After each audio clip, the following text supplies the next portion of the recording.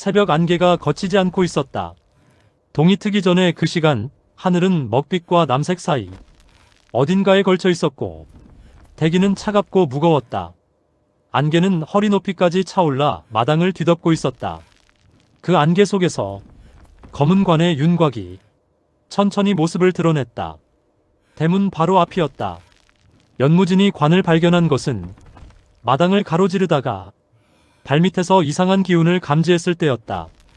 땅의 진동이 아니었다. 무게였다.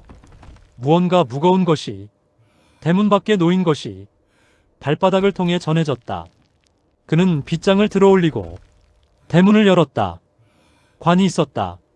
두꺼운 흑칠을 입힌 목관이었다. 길이가 길었다. 체구가 큰 사람이 들어갈 수 있는 크기였다. 관 표면은 밤이슬을 머금어 축축했고 새벽 안개가 그 주변을 감싸고 있었다. 어젯밤 놓인 것이 확실했다. 연무진은 관에서 눈을 떼지 않은 채 뒤로 반보 물러섰다. 살림채 쪽에서 발소리가 들렸다. 아이들이었다. 어젯밤 소란에 잠을 설쳤는지 이른 시각에 깨어나온 것이었다. 제자들이 대문 앞에 서서 관을 보는 순간 동작이 굳었다. 아무도 말하지 않았다. 연무진은 제자들을 돌아보지 않았다. 관 앞으로 천천히 걸어갔다. 무릎을 꿇고 관 표면을 손으로 짚었다. 나무의 결이 손바닥에 닿았다. 두껍고 단단한 나무였다. 흑칠은 여러 번 더 씹힌 것이었다. 예사로운 물건이 아니었다. 연무진은 관 옆면을 살폈다. 자물쇠가 없었다. 단단히 맞물린 뚜껑이었는데 안에서 힘을 주면 열릴 수 있는 구조였다. 그 사실을 확인하는 순간 연무진의 몸이 뒤로 물러났다. 살아있는 자가 안에 있을 가능성이 있었다.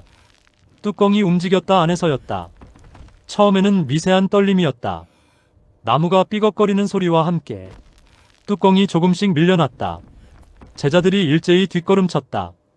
가장 어린 소운이 옆에 있는 제자의 소매를 잡았다. 아무도 소리를 내지 않았다. 뚜껑이 더 열렸다. 그 틈으로 손이 나왔다. 피범벅이 된 손이었다. 손가락 끝이 관 가장자리를 잡고 버텼다. 손등에 힘줄이 붉어졌다. 그 손에 이어 팔이 나왔고 어깨가 나왔다. 사내가 느린 동작으로 상체를 일으켰다. 얼굴 전체가 피와 흙으로 뒤덮여 있었다. 눈이 충혈되어 흰자가 보이지 않을 정도였다. 입술이 갈라져 있었고 턱 아래로 굳은 피가 덩어리져 있었다. 그는 관에 한쪽 팔을 걸친 채 고개를 들었다. 시선이 어디로 향하는지 보였다. 망건문에 현판이 걸려야 할 자리였다.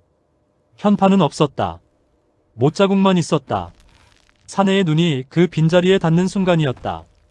그의 목에서 소리가 터져나왔다. 목이 찢어지는 소리였다. 오래 닫혀있던 목이 한꺼번에 열리며 내지르는 절규라고도 울음이라고도 할 수 없는 소리였다. 아직도 안 망했단 말이냐? 그 말이 끝나기도 전에 사내의 몸이 앞으로 기울었다. 관 밖으로 쏟아지듯 넘어졌다. 연무진이 달려들어 몸을 받았다. 사내의 무게가 두 팔로 쏟아졌다. 예상보다 가벼웠다. 뼈만 남은 것처럼 가벼웠다. 몸 전체에서 식은 땀 냄새가 났다. 열이 있었다. 심하게 있었다. 연무진은 사내를 땅 위에 눕혔다. 가슴에 손을 얹었다. 호흡이 있었다. 얕고 불규칙했지만 있었다. 제자들이 조금씩 다가왔다. 소운이 사내의 얼굴 가까이 쪼그리고 앉았다. 겁먹은 눈이었으나 달아나지는 않았다. 사내의 눈은 감겨 있었다. 의식을 잃은 것이었다. 연무진은 사내의 목에 손가락을 대어 맥을 짚었다. 빠르고 약했다. 실처럼 가는 맥이었다. 오래 버텨온 몸이 한계를 넘어선 뒤에도 의지 하나로 버티다가 이제 놓아버린 것 같았다. 연무진은 사내의 얼굴을 내려다봤다.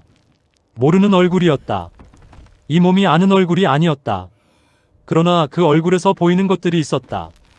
오랫동안 굶주린 뺨의 함몰, 눈 아래 거무스름하게 내려앉은 그늘, 관자놀이를 타고 내려온 상처 자국들. 이 사람은 갇혀 있었다. 오랫동안 갇혀 있으면서 굶기고 맞고 무언가를 버텨온 사람이었다. 그리고 이 사람은 망건문이 아직 있다는 것에 절규했다. 연무진은 그 절규의 의미를 아직 알 수 없었다. 안도였는지 분노였는지 아니면 전혀 다른 무언가였는지 그것을 알기 위해서는 이 사람이 눈을 떠야 했다. 들어올려라. 제자들이 움직였다. 가장 덩치 큰 제자가 사내의 상체를, 다른 제자가 다리를 들었다. 연무지는 앞서 걸으며 살림채 쪽 문을 열었다. 새벽 안개가 그들의 발목을 감쌌다. 관은 대문 밖에 그대로 남겨두었다. 닫힌 채로 새벽빛 속에 사내를 눕히고 도복 상의를 걷어 올렸다. 연무진의 손이 멈췄다. 손톱이 없었다. 10손가락 모두 하나도 남김없이 뿌리째 뽑혀 있었다. 뽑힌 자리는 새살이 올라오지 않은 채 굳어 있었다. 오래된 상처였다. 적어도 며칠은 지난 것이었다. 손가락 마디마디에도 가는 칼집이 나 있었다. 일정한 간격으로 계획적으로 낸 것이었다. 연무진은 사내의 입을 조심스럽게 벌렸다. 혀가 절반이었다. 자른 면이 매끄러웠다. 톱니가 아닌 날 선 것으로 잘랐다는 뜻이었다. 이 고문을 가한 자는 서두르지 않았다. 연무진은 그것을 알았다. 전장에서 수십 년을 보낸 사람이었다. 사람을 부러뜨리는 방법에는 두 가지가 있었다. 빠르고 격렬하게, 아니면 느리고 정밀하게.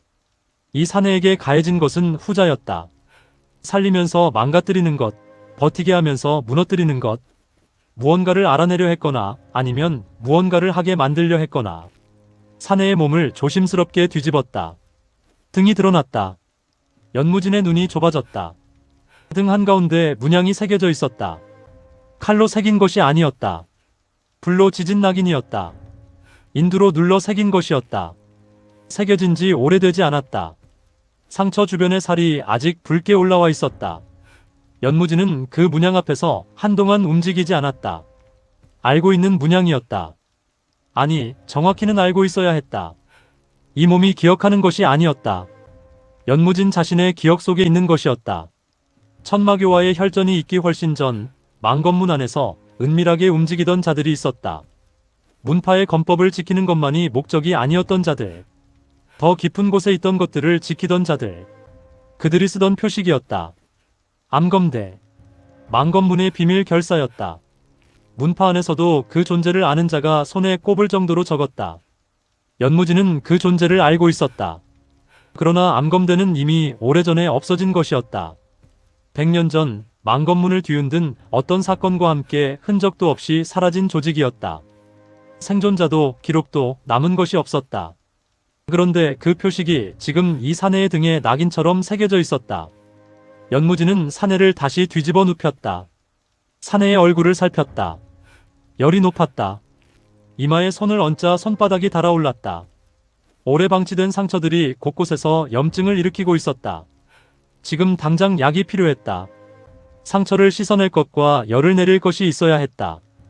연무진은 천천히 몸을 일으켰다. 머릿속에서 두 가지가 동시에 돌아가고 있었다.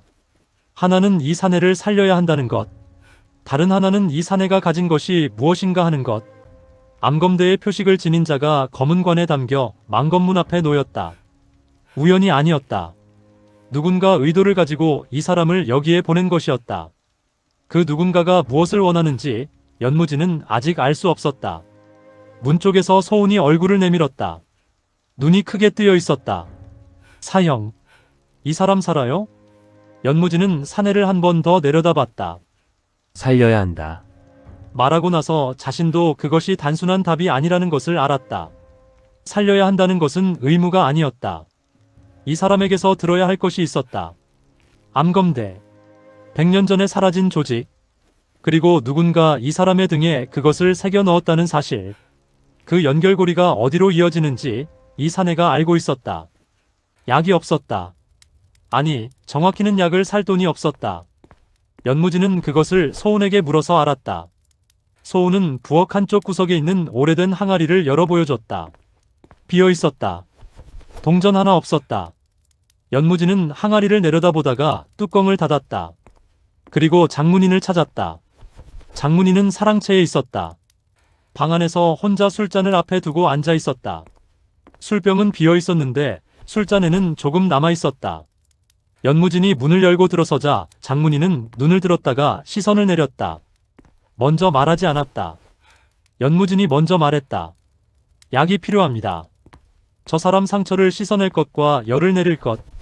장문희는 잠시 침묵하다가 팔짱을 끼었다. 약값이 없다. 어쩔 수 없는 일이야. 목소리에 미안함이 없었다. 없는 것이 사실이니 어쩌겠냐는 투였다. 포기가 오래된 사람의 목소리였다. 연무진은 그 목소리를 들으며 장문인의 얼굴을 살폈다. 충혈된 눈, 주름이 깊어진 이마, 힘없이 내려앉은 어깨. 이 사람은 언제부터인가 모든 것을 포기해온 것이었다. 포기하는 것이 습관이 된 사람이었다. 연무진은 방에서 나왔다. 부엌으로 갔다. 제자들이 거기 있었다.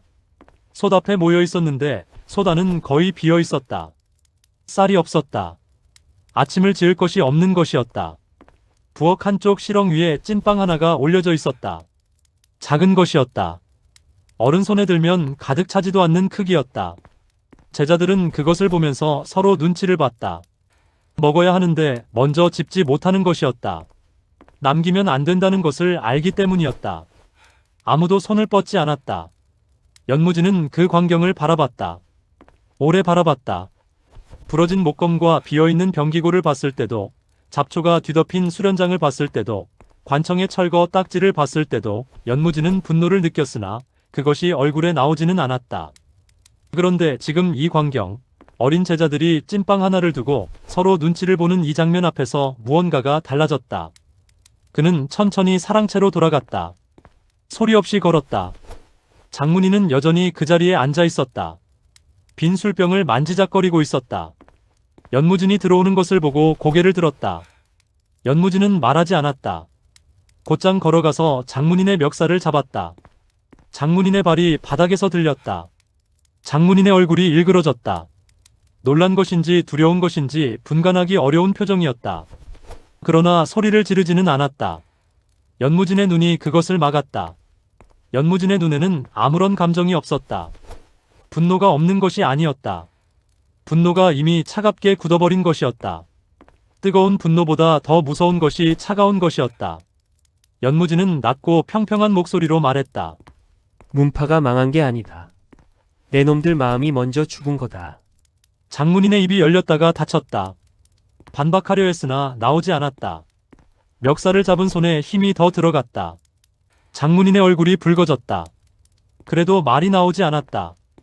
연무진은 손을 놓았다. 장문인이 바닥에 발이 닿으며 비틀거렸다. 연무진은 그를 더 보지 않았다. 몸을 돌렸다. 문을 나가면서 말했다. 돈을 구해라. 방법은 내가 찾아라. 그것이 내 역할이다. 사랑채 밖으로 나왔다. 마당에 찬 공기가 얼굴에 닿았다. 연무진은 거기서 잠깐 멈췄다. 손을 내려다봤다. 방금 장문인의 멱살을 잡았던 손이었다. 분노가 손끝에서 아직 남아있었다. 그는 손을 천천히 쥐었다 폈다. 내공이 없어도 주먹은 쥘 수 있었다. 해야 할 일이 있었다. 약을 구해야 했다. 그리고 저 사내가 눈을 떠야 했다. 아침이 밝았을 때 현판이 없었다. 연무진이 그것을 발견한 것은 이른 아침 대문 쪽을 지나다가였다. 문설주 위 현판이 걸려야 할 자리에 못자국만 남아있었다. 연무진은 발을 멈추고 그 자리를 올려다봤다. 못이 2개였다. 못이 뽑힌 것이 아니었다. 현판에 걸개 구멍을 못에서 빼어낸 것이었다. 소리를 내지 않고도 할 수 있는 방식이었다. 연무진은 못자국 주변을 살폈다. 나무에 손톱 자국이 없었다. 맨손으로 한 것이 아니었다. 도구를 썼거나 아니면 내공으로 충분히 가볍게 드러냈거나 어느 쪽이든 평범한 자가 한 것이 아니었다. 발소리가 들렸다. 제자 하나가 물을 길어오다 연무진 시선을 따라 위를 봤다. 눈이 커졌다. 물동이를 내려놓으며 소리쳤다. 현판이 없다. 그 소리에 제자들이 하나둘 모여들었다. 아이들은 현판 자리를 올려다보며 말이 없었다. 소우는 입술을 꼭 다문 채였다. 나이 많은 제자 하나가 문설주 아래 벽을 가리켰다. 저기, 거기 있었다. 현판 아래 벽에 칼로 새긴 문장이었다. 글자가 깊었다. 획이 일정하고 힘이 있었다. 화가 나서 급하게 새긴 것이 아니었다. 천천히 의도를 담아 새긴 것이었다. 연무진은 무릎을 꿇고 그 문장 앞에 눈높이를 맞췄다. 천하의 치욕은 이름조차 가질 자격이 없다. 읽고 나서도 연무진은 움직이지 않았다. 문장을 다시 읽었다. 3번 읽었다. 문장 자체보다 문장을 새긴 방식을 살폈다. 획의 각도, 힘의 강약, 칼날이 들어간 깊이. 전부 일정했다. 손이 흔들리지 않았다. 이것을 새기는 동안 감정에 흔들리지 않았다는 뜻이었다. 이것은 모욕이 아니었다. 선언이었다. 연무지는 손끝으로 새겨진 획을 천천히 짚었다. 차가운 나무의 결이 손끝에 닿았다. 획의 깊이를 손가락으로 가늠했다. 상당했다. 한 번에 새긴 것이었다. 두 번에 나누어 새긴 것이 아니었다. 한 번 칼을 대고 끝까지 밀어넣은 것이었다. 뒤에서 이를 가는 소리가 들렸다. 제자들이었다. 하나가 주먹을 쥐고 있었다. 또 하나는 눈물이 차오르는 것을 억지로 참고 있었다. 소우는 벽의 문장을 보며 입술이 하얗게 변해 있었다. 연무지는 일어서며 제자들을 한 번 훑었다. 그들의 분노를 봤다. 모욕당한 자의 분노였다. 연무지는 그 분노가 필요하다고 생각했다. 그러나 지금 당장 쓸 수 있는 분노가 아니었다. 현판을 찾아야 한다. 제자들이 그를 봤다. 누가 떼어갔는지보다 어디로 갔는지가 중요하다. 시내를 살펴라. 제자들이 몸을 돌렸다. 연무지는 그들이 대문을 나서는 것을 보면서 다시 벽의 문장 쪽으로 시선을 돌렸다. 이것을 새긴 자, 현판을 가져간 자, 같은 자인지 다른 자인지 알 수 없었다. 그러나 이것이 즉흥적인 것이 아니라는 것은 확실했다. 치밀한 것이었다. 망건문을 이름도 없이 지워버리겠다는 체계적이고 오래 준비된 의도가 느껴졌다. 그들이 망건문을 두려워하지 않는다면 이렇게까지 할 이유가 없었다. 연무지는 대문 밖 골목을 바라봤다. 아침 햇빛이 골목 끝에서 기울어져 들어오고 있었다. 골목은 비어 있었다. 그러나 비어 있는 것이 안전하다는 뜻이 아니었다. 전장에서 오래 살아남은 몸이 아는 것이었다. 가장 위험한 것은 보이지 않는 곳에 있었다. 시장은 이른 아침부터 북적였다. 채소 장수와 생선 장수의 외침이 교차했고 좁은 골목 사이를 사람들이 어깨를 부딪히며 지나다녔다. 연무지는 제자들과 함께 시장 안으로 들어섰다. 현판을 찾는 것이 목적이었다. 어디서 팔리거나 전시되고 있을 가능성이 있었다. 제자들은 둘씩 짝을 지어 흩어졌다. 연무지는 시장 중심부로 향했다. 그것을 발견한 것은 시장 한가운데 주막 앞이었다. 발걸음이 저절로 멈췄다. 망건문의 현판이 바닥에 깔려 있었다.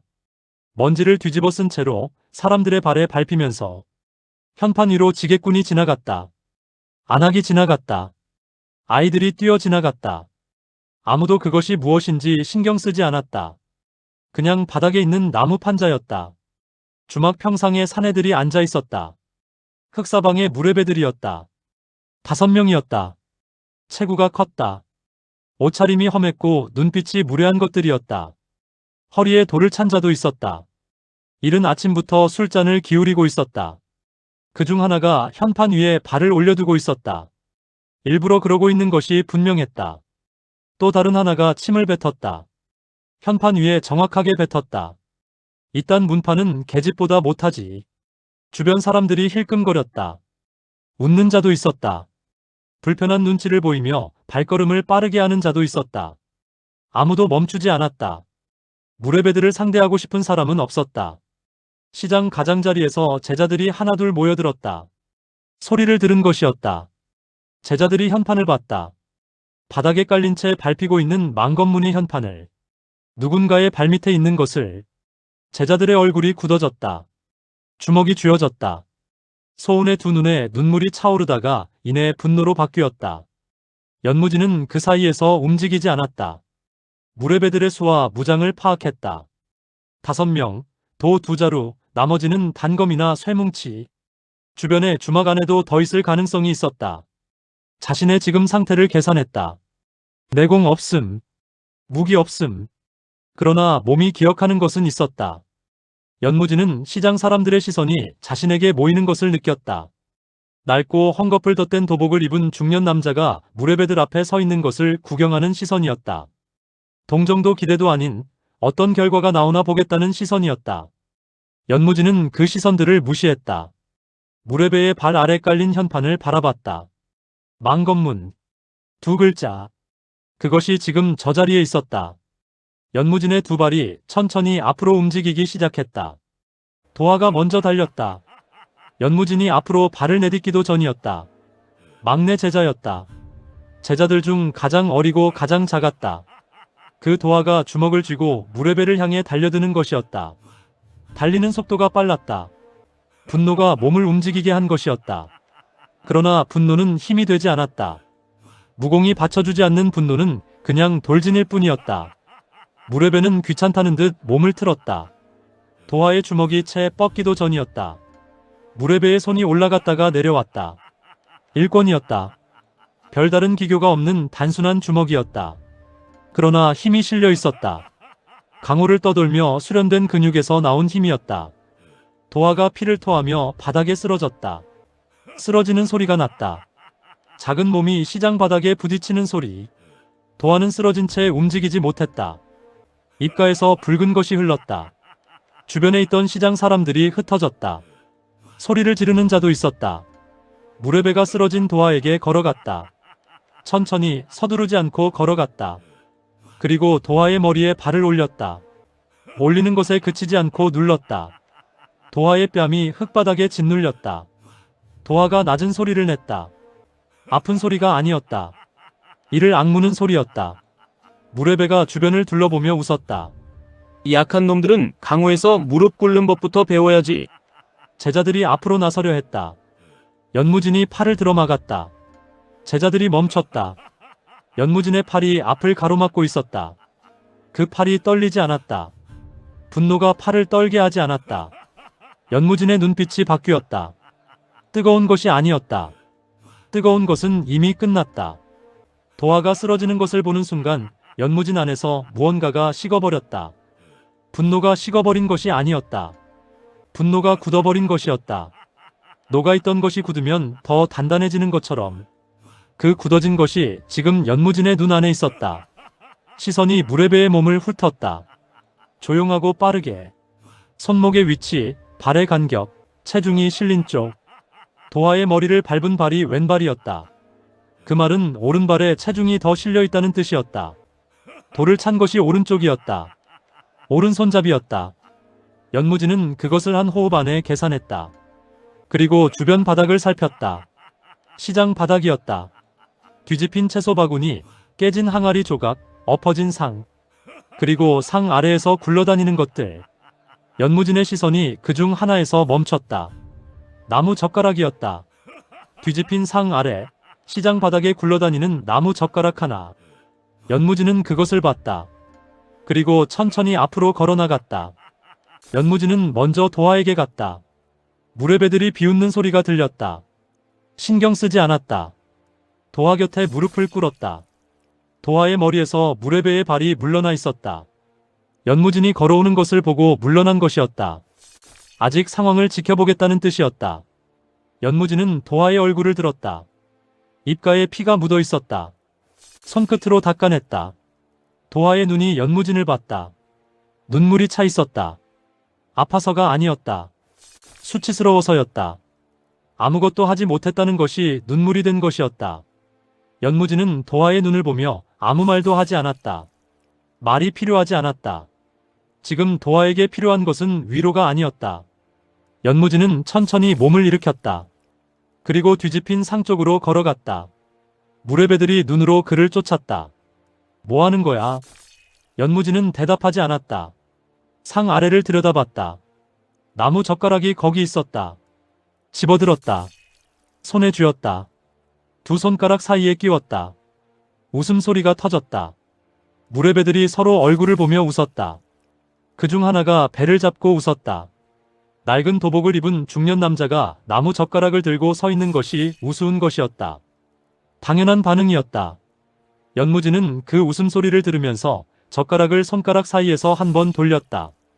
감각을 확인하는 동작이었다. 무게가 없었다. 내공이 실리지 않는 몸으로 이것을 쓰는 것이었다. 내공이 있었다면 이 젓가락 하나로도 충분하고도 남았다.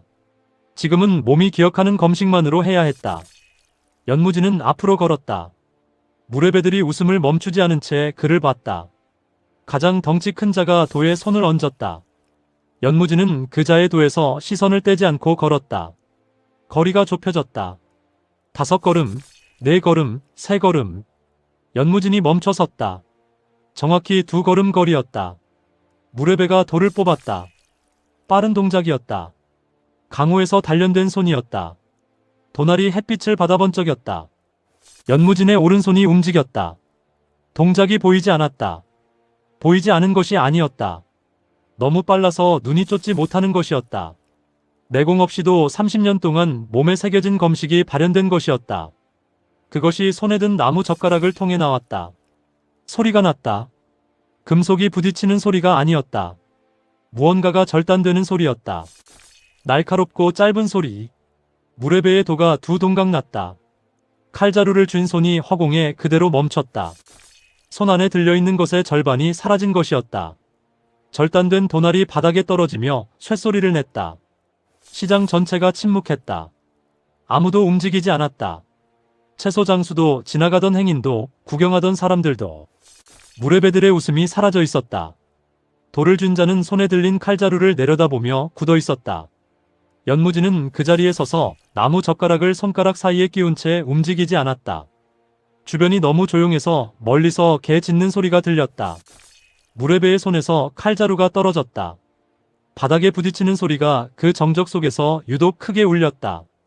연무진은 시선을 다른 무레배들에게 옮겼다. 차례로 천천히 한 명씩 눈을 맞추었다. 아무도 앞으로 나서지 않았다. 연무진은 바닥에 깔린 망검문 현판 쪽으로 걸어갔다. 몸을 굽혀 현판을 집어들었다. 먼지를 손으로 털었다. 망검문 2글자가 드러났다. 연무진은 현판을 한 손에 들고 돌아섰다. 도화가 제자들의 부축을 받아 일어서 있었다. 연무진은 현판을 도화에게 건넸다. 들어라. 도화가 2손으로 받았다. 얼굴에서 눈물이 사라져 있었다. 흑사방 두목은 그 자리에 없었다. 시장 안쪽 주막에서 보고를 받은 것이었다. 부하가 달려와 낮게 전했다. 도가 잘렸다는 것, 나무 젓가락 하나로 잘렸다는 것, 그것을 한 자가 낡은 도복을 입은 중년 남자라는 것. 두목은 처음에 코웃음을 쳤다. 내공도 없어 보이는 자가 나무 젓가락으로 돌을 잘랐다는 것을 믿지 않았다. 부하들이 보기 좋게 당하고 변명을 만들어낸다고 생각했다. 직접 확인했다. 두목이 시장 앞으로 나왔을 때 연무진은 이미 현판을 들고 제자들과 함께 돌아가는 중이었다. 뒷모습이 보였다. 낡은 도복, 헝겊을 덧댄 자국들, 허리에 아무것도 차지 않은 것. 두목은 그 뒷모습을 보며 인상을 찌푸렸다. 저것이 정말로 돌을 잘랐단 말인가. 믿기 어려웠다. 그는 부하가 떨어뜨린 칼자루를 집어들었다. 절단면을 봤다. 손가락으로 건드렸다. 비단처럼 매끄러웠다. 두목은 그 매끄러움을 손가락으로 2번, 3번 확인했다. 힘만으로 돌을 부러뜨리면 이런 절단면이 나오지 않았다. 무기로 돌을 잘라도 이런 절단면은 쉽게 나오지 않았다. 내공을 극도로 정밀하게 한 점에 집중해야 이 절단면이 가능했다. 그것도 나무 젓가락이라는 물건에 그 내공을 실어서. 두목의 얼굴이 굳었다. 기억을 뒤졌다. 빠르게 강호에서 수십 년을 보내며 보고 들은 것들을 뒤졌다. 이 절단면과 같은 것을 본 적이 있었다. 아니, 직접 본 것이 아니었다. 기록으로 봤다. 흑사방에 전해지는 낡은 기록 중에 과거 강호를 뒤흔들었던 어느 검사가 남긴 검은에 대한 묘사가 있었다. 제자들에게 전해지는 무용담이기도 했고 한편으로는 그 이름 앞에서 어떻게 행동해야 하는지에 대한 경고이기도 했다. 검귀. 이름을 떠올리는 순간 두목의 손이 미세하게 떨렸다. 전설이었다. 강호에서 이미 죽었다고 알려진 자였다. 천마교와의 혈전에서 절벽 아래로 떨어진 것으로 전해지는 자. 수백의 천마교 고수들을 혼자 상대하다 죽었다는 자. 그 이름이 붙은 검은이 지금 자신의 손 안에 있는 칼자루의 절단면과 일치했다. 두목은 칼자루를 내려놓았다. 소리 없이 내려놓았다. 소리를 내고 싶지 않았다. 이 칼자루가 내는 소리조차 지금 이 상황에서 듣기 싫었다. 부하들에게 눈짓을 보냈다. 주변에서 구경하던 사람들이 있었다. 흩어지라는 신호였다. 부하들이 소리 없이 움직였다. 두목은 주막 안으로 돌아가 탁자에 앉았다.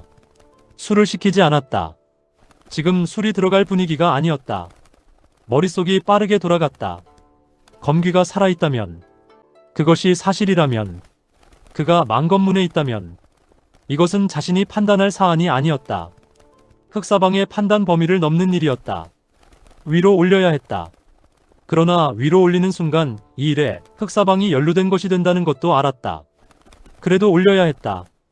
알고도 보고하지 않는 것은 더 위험했다. 그날 밤이었다. 흑사방 본거지 옥상에서 전서구 한 마리가 날아올랐다. 훈련된 새였다. 어둠 속으로 방향을 잡아 날아갔다. 발목에 묶인 작은 죽통 안에 접혀 들어간 종이에는 짧은 문장이 적혀 있었다. 망검문에서 검귀의 흔적 발견. 새는 밤하늘로 사라졌다. 어디로 향하는지 두목도 몰랐다. 알 필요가 없었다. 그 새가 어디로 가는지 아는 자는 흑사방 안에서도 두목 혼자였고 두목도 정확한 목적지는 알지 못했다. 특정 장소를 향해 훈련된 새였을 뿐이었다. 본거지 안에서 부하 하나가 중얼거렸다. 검기가 살아있다면 어쩌려고. 두목은 그 말에 대답하지 않았다. 대답할 수 없었다. 검귀가 살아있다면 흑사방이 해야 할 일은 하나였다. 관여하지 않는 것이었다. 그러나 이미 관여했다. 현판을 가져다 깔고 앉은 것은 흑사방이었다. 그 결과로 도가 잘렸다. 그리고 전서구가 날아갔다. 이미 돌이킬 수 없었다. 연무지는 장서고로 돌아왔다. 시장에서 돌아온 이후였다. 제자들은 살림채로 들어가고 연무지는 혼자 장서고 쪽으로 발을 옮겼다. 이유를 설명하기 어려웠다. 무언가 이끄는 것이 있었다. 감각이었다. 전장에서 오래 살아남은 몸이 갖게 된 것, 어떤 공간에 들어서는 순간 그 공간이 이전과 달라졌다는 것을 알아채는 감각이었다. 장서고 안으로 들어섰다. 달라진 것이 없었다. 어젯밤 복면인들이 뒤집어 놓은 것들은 아직 정리되지 않은 채였다. 바닥에 서책들이 흩어져 있었고 선반 위 두루마리들이 반쯤 펼쳐진 채였다. 아무도 건드리지 않은 것이었다. 연무지는 천천히 안쪽으로 걸었다. 발밑을 살폈다. 무언가 달랐다. 바닥이었다.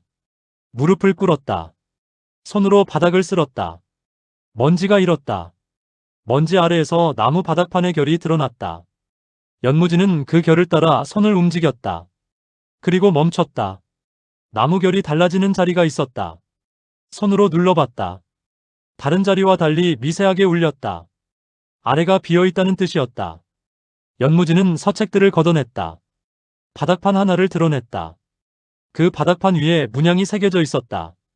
깊이 파인 것이 아니었다. 결이 거의 보이지 않을 정도로 오래되고 낡은 문양이었다. 그러나 형태는 남아있었다. 연무지는 손끝으로 그 문양을 천천히 짚었다. 원형 안에 칼 형태, 그 안에 다시 문자. 문양의 구조가 복잡했다. 그리고 낯설지 않았다. 암검대의 문양이었다. 사내의 등에서 본 것과 같은 계통이었다. 같은 조직의 것이었다. 연무지는 그것을 확인하며 눈이 좁아졌다. 장서고 아래에 암검대와 연관된 공간이 있다는 것이었다. 그리고 그 공간은 오래전부터 거기 있었다는 것이었다. 손끝이 문양 중앙에서 다른 것을 만졌다. 젖어 있었다. 손가락을 들었다. 붉은 것이 묻어 있었다. 피였다. 마르지 않은 피였다. 아직 따뜻한 기운이 남아 있었다. 연무지는 그 피를 들여다봤다. 양으로 보아 1시간, 길어야 2시간 전에 남겨진 것이었다. 문양 위의 피는 우연히 흘린 것이 아니었다. 문양 중앙, 정확하게 중심점에 남아 있었다. 의도적으로 남긴 것이었다. 누군가 이 문양을 열쇠로 썼다. 그리고 이미 아래로 들어갔다. 연무지는 천천히 몸을 일으켰다. 장서고 안을 다시 훑었다. 아무도 없었다. 그러나 있었다. 바닥 아래에 있었다. 혹은 이미 나갔을 수도 있었다. 연무지는 바닥판을 두드렸다. 소리가 올라왔다. 비어있는 공간의 울림이었다. 깊은 곳의 울림이었다. 장서고의 지하였다. 철암 속 종이 뒷면에 눌려있던 그 한 글자가 이것을 가리키고 있었다. 그리고 그 지하에 누군가 지금 들어가 있었다. 한밤중이었다. 연무지는 사내 곁에 앉아 있었다. 등잔 하나가 사내와 연무진 사이에 놓여 있었다. 불꽃이 작고 흔들렸다. 사내는 눈을 감은 채였다. 열은 조금 내렸다. 약이 없어서 연무진이 직접 들에서 해열에 쓰이는 풀을 뜯어다 달인 것이었다. 완전한 치료가 아니었다. 버티게 하는 것이었다. 연무지는 기다렸다. 무엇을 기다리는지 스스로도 명확하지 않았다. 이 사내가 눈을 뜨기를 기다리는 것이었다. 암검대의 표식을 지닌 자. 망검문이 아직 있다는 것에 절규한 자. 이 사람이 아는 것이 무엇인지 들어야 했다. 새벽 가까이 되었을 때 사내의 눈이 열렸다. 처음에는 천장을 봤다. 눈에 초점이 잡히지 않는 것이었다. 그러다가 천천히 고개를 돌렸다. 연무진과 눈이 마주쳤다. 그 순간이었다. 사내의 몸 전체가 경련했다. 이불을 걷어차며 뒤로 물러나려 했다. 힘이 없어서 제대로 되지 않았지만 몸이 그렇게 하려 했다. 핏발선 눈에 공포가 가득 찼다. 연무진을 보는 눈빛이 아니었다. 유령을 보는 눈빛이었다. 있을 수 없는 것을 보는 눈빛이었다. 사내의 입술이 떨렸다. 말도 안 돼, 네가 왜 살아있어? 연무진은 움직이지 않았다. 사내가 연무진을 알아보는 것이었다. 이 몸으로, 이 얼굴로. 연무진이 아는 얼굴이 아니었는데 사내는 연무진을 알아봤다. 그것이 무엇을 의미하는지 연무진은 파악하려 했다. 사내는 공포를 억누르며 몸을 일으키려 했다. 팔에 힘이 없어서 반쯤에서 멈췄다. 그러다 떨리는 손을 들어 방향을 가리켰다. 장서고가 있는 쪽이었다. 도망쳐라 놈들이 이미 봉인을 열고 있다. 목소리가 잘려 있었다. 혀의 절반이 없는 탓이었다. 그러나 말은 분명했다. 봉인. 그 단어가 연무진의 귀에 박혔다. 장서고 지하의 문양, 암검대, 아직 마르지 않은 피. 그것들이 하나로 이어지기 시작했다. 그 순간 진동이 왔다. 발바닥을 통해서 올라오는 것이었다. 처음에는 가느다란 것이었다. 다음 순간 건물 전체가 흔들렸다. 선반 위에 올려둔 것들이 쏟아졌다. 등잔이 기울었다가 바로 섰다. 아이들의 비명소리가 살림채 쪽에서 들렸다. 소리가 따라왔다. 땅 아래에서 올라오는 소리였다. 쇠소리였다. 그러나 쇠가 부딪히는 소리가 아니었다. 거대한 쇠로 된 무언가가 움직이는 소리였다. 오래 잠겨있던 것이 억지로 열리는 소리, 오래 봉인된 것이 깨어나는 소리였다. 연무진은 몸을 일으켰다. 사내가 손을 뻗어 연무진의 소매를 잡으려 했다. 닿지 않았다. 연무진은 사내를 한번 내려다봤다. 사내의 눈에는 공포와 함께 다른 것이 있었다. 알고 있는 자의 눈이었다.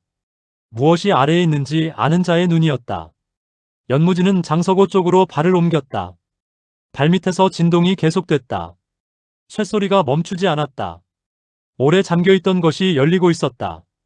그것이 무엇인지 연무진은 아직 알 수 없었다. 그러나 가야 했다. 망건문의 지하에서 봉인이 열리고 있었다. 그 봉인이 무엇을 가두고 있었는지 알기 전에 먼저 열려서는 안 됐다. 다음 이야기는 3장에서 계속 이어집니다.